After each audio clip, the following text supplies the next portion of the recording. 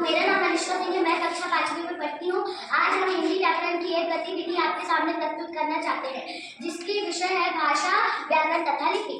भाषा भावों तथा विचारों के आदान प्रदान का साधन है। भाषा का प्रयोग हम 4 प्रकार से कर सकते हैं: बोलकर, सुनकर, लिखकर और पढ़कर। भाषा के मुख्य 2 रूप होते हैं: मौखिक भाषा, लिखित भाषा। मौखिक भाषा जब हम अपने भावों तथा विचारों को बोलकर दूसरों के सामने प्रकट करते हैं तथा सुनकर दूसरों के भावों को समझते हैं, तो उसे कथित या मौखिक भाषा कहते हैं। जैसे भाषण देना, भाषण सुनना, टेलीफोन पर बातें करना और सुनना, अध्यापक द्वारा पढ़ाना, संगीत सुनाना आदि। लिखित भाषा जब हम अपने भावों को लिखकर दूसरों के सामने प्रकट करते हैं तथा पढ़कर दूसरों के भावों को समझते हैं, उसे लिखित भाषा कहते हैं। जैसे पत्र लिखना और पढ़ना, कविता कहानी लिखना और पढ़ना, मोबाइल से संदेश भेजना आदि।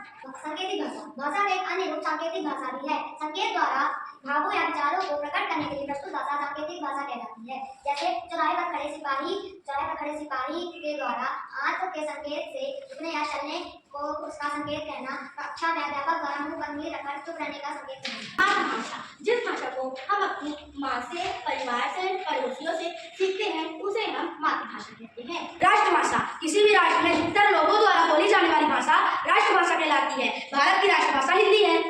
राज्य के कामकाज में प्रयोग की जाने वाली भाषा राजभाषा कहलाती है।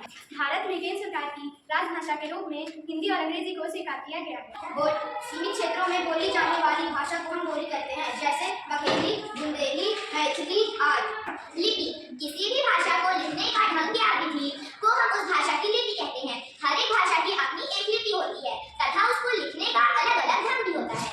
जैसे हिंदी, संस्कृत और मराठी की लिपि है देवनागरी, अंग्रेजी की लिपि है रोमन, पंजाबी की लिपि है गुरुमुखी तथा उर्दू और अरबी की लिपि है फारसी। व्याकरण वो शास्त्र है जो किसी भी भाषा को शुद्ध रूप में बोलने, सुनने, लिखने और पढ़ने के नियमों का ज्ञान कराता है।